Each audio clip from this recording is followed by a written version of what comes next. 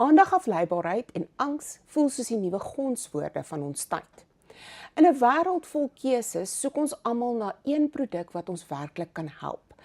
En Releasky is so 'n produk. En nou, wat maak Releasky anders en kan ek dit vertrou?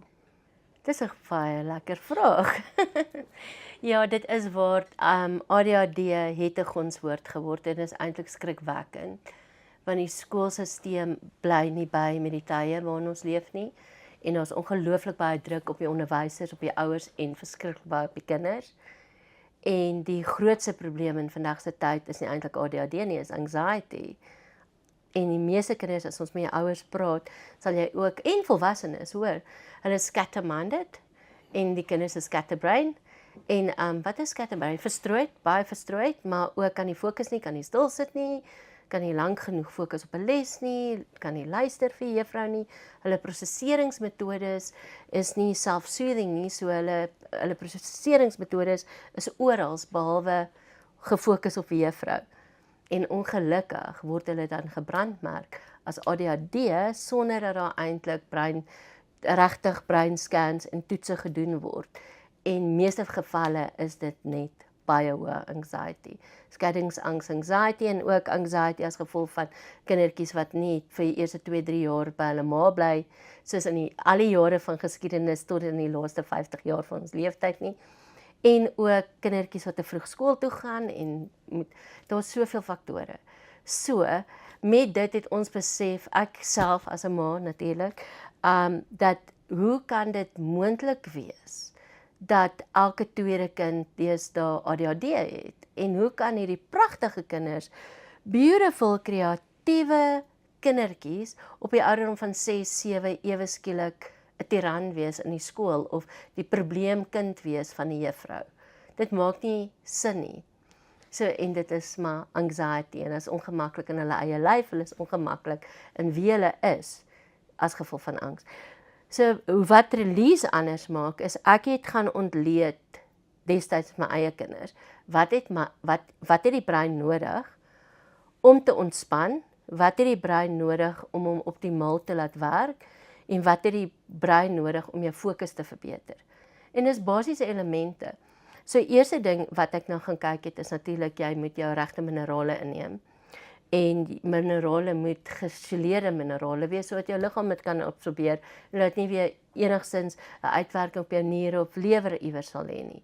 So die minerale amino kombinasie wat ons het, is wat in jou brein geabsorbeer word met beslassenheid. So en dan die tweede is natuurlik al die boustene van die mees organiese vitamiene, soos byvoorbeeld pantothenic acid wat jou B5 is, wat help om jou kortisol vlakke af te bring. Kortisol is 'n streshormoon. As 'n streshormoon opgaan, dan is jou angs hoog.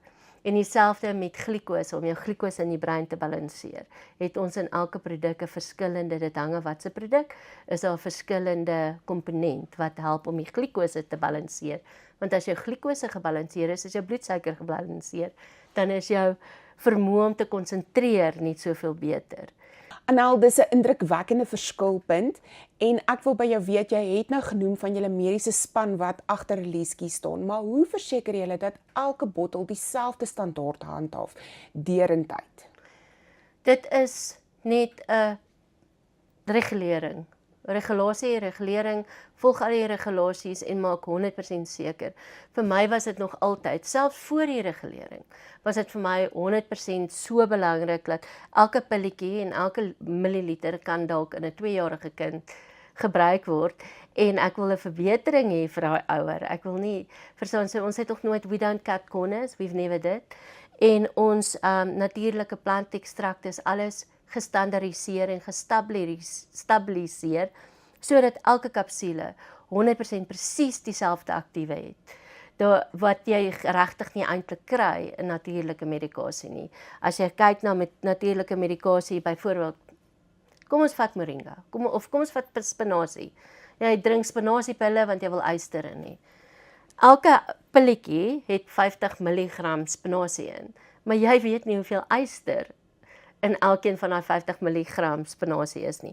So ons sit nie spinasie in nie.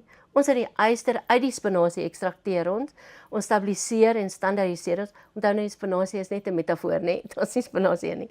So ons of nie yster in nie. So ons haal dit uit, ons ekstrakteer dit, ons stabiliseer, standaardiseer dit en dan gaan dit eers deur toetse, dan kry ons sertifikaat van analises en dan word dit deurgestuur na 'n farmaseutiese fabriek waar dan al die komponente bymekaar gesit word. In elke ronde word afgeteken deur verantwoordelike aptekers.